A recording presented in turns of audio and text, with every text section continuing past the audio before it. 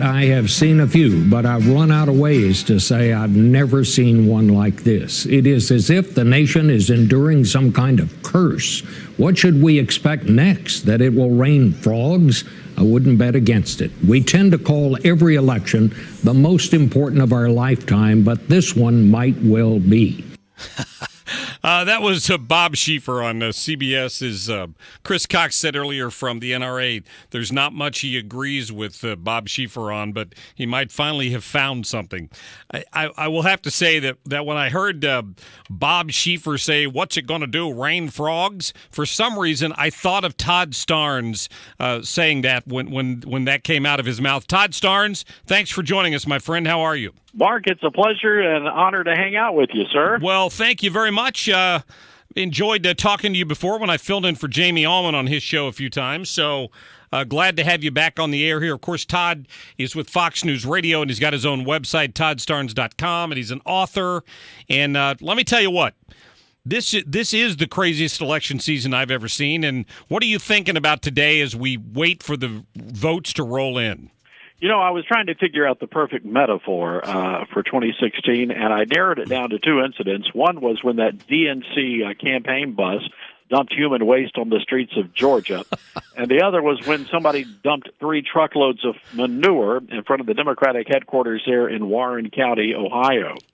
I think that pretty much sums up that how we are and where we are as a country.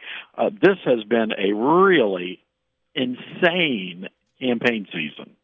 Well, I've had this conversation with several guests on my show about, if you're, and my pastor even talked about it some this weekend, if you're truly conflicted over who to vote for, he said, in some ways you can understand that because there have been things that have come out of both of these candidates that none of us are necessarily proud of. That's for sure. But in the end, I'm a conservative first, and I can't imagine a scenario where people who are of faith are going to go out and vote for Hillary Clinton, who is an abortion-supporting person for her entire life and wraps her arm around Margaret Sanger and Planned Parenthood. That confounds me, Todd. Well, Hillary Clinton believes that if a woman is expecting a child on Wednesday, that it would be okay for her to abort that child today. And that is just simply unacceptable. And any evangelical Christian, and according to a Lifeway research poll from a couple of weeks ago, more than 30% of evangelicals say they're going to vote for Hillary. Any evangelical who says they're voting for Hillary is not an evangelical in my estimation. There's no way you can support a candidate who supports abortion, including late-term abortion. But that aside, there's been a lot of controversy over the evangelical vote, and I know there are a lot of evangelicals in the St. Louis area. And if you believe the media, evangelicals are split on Trump, but that's not true. Evangelicals voted for Trump in the primaries. That's why he won most of the Deep South. If you want to know who's divided or who's conflicted over Trump, it's the evangelical leadership, but not the rank and file evangelicals. Yeah, that doesn't surprise me. You've got a column today where you spoke to a pastor from the First Baptist Church in Dallas. What was his take on this? Yeah, Robert Jeffers, who is also very, very closely associated with Donald Trump and his campaign. And he says that, Christians have a moral obligation to vote for Donald Trump. And he really is upset over the never-Trumpers out there. And as I wrote in my commentary, and I talked about this in my morning commentary on KFTK, that you may say that, you're going to vote for Evan McMullen or, the pothead Gary Johnson or that tree hugger lady, Jill Stein. And that's all well and good, but you have to understand that your vote has a consequence, and that consequence is that's a vote for Hillary Clinton. Yeah, very much so. So all these never-Trumpers who are out there, the holier-than-thou crowd, they need to come on back down to planet Earth and breathe some good old oxygen, because their votes, their decision to stay home or write in somebody, that's going to put Hillary Clinton in the White House, and that is a problem. Gary Johnson has something to say to you, Todd Starnes. Can't we have a little humor once in a while?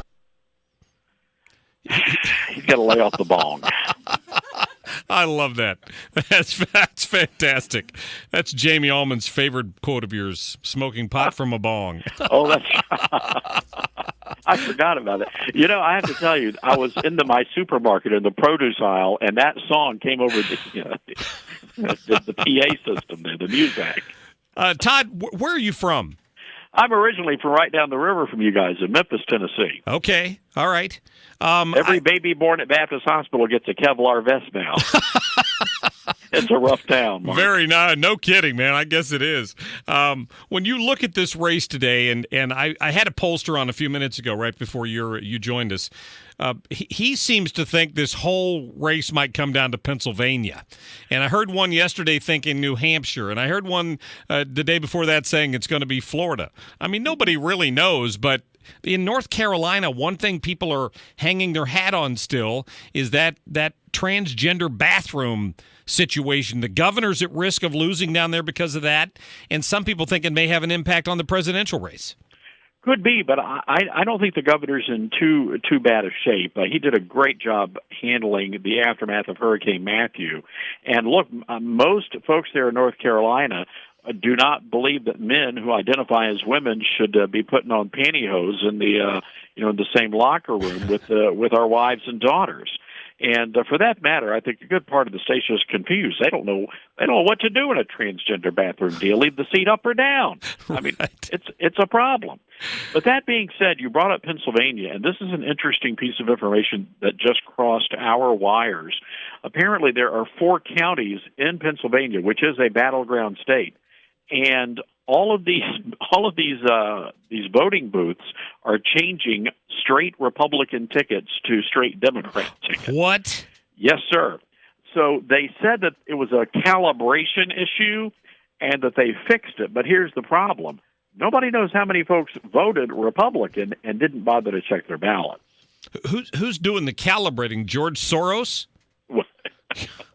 You have to ask. You know, who knows? Yeah. Look, it's a great question, and that is an issue because Pennsylvania is a battleground state. As a matter of fact, in our latest Fox News polling, we've got 13 states that we are calling battleground states. In our current in the current setup here, what the Democrats have 205, Republicans 158, 270 electoral votes needed to win. So there are 175 up for grabs. Yeah, it's just weird to go back and forth between the networks and see how different that is. Mm-hmm. CNN's version of that, and I expect it to be biased, but they only show 66 up for grabs, and they've already split the rest of them up.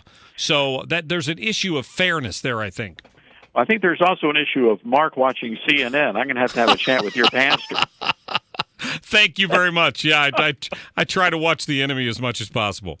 That's for sure. By the way, I don't know if you caught. I happened to be watching CNN last night as well, and I don't know if you caught this, but that big crowd that Hillary had, thanks to Bon Jovi and Springsteen and the chick who dresses in the meat dresses. Yes. What's her name? Gaga. So they couldn't get enough of CNN. Could not get enough of that huge crowd. That crowd shot stayed up for 90 minutes. Wow. But by golly, they won't show anybody at a Trump rally except the one lunatic who's, flying a flag and has some sort of an inappropriate T-shirt on. Boy, it's the truth. I mean, it's a tight shot of Donald the whole time, and the crowds are just so impressive in a lot of those. I did see a shot this morning of the mess they left behind outside of Freedom Hall in Philadelphia. Oh, look, let me tell you something. I was there for Inauguration Day, the first go-around with Obama, and we were literally, my producer and I were wading through trash waist-deep on the Washington Mall. That's amazing. That is amazing. Todd Starnes, listen, it's a pleasure. I'm sure you're going to be up late like the rest of us tonight, and I'll direct people to your website, toddstarnes.com. Is that the best way for them to find you? That's it, and we're going to be doing live Facebook chats through the night, giving away lots of great stuff, books, coffee mugs, the whole 9 yards. We're just going to have a great time. Sounds good. Todd, you're a great American. Thanks for joining us. Thanks, Mark. Take care. All right, Todd Starnes from the Fox News. Love having him on here. He's a funny guy.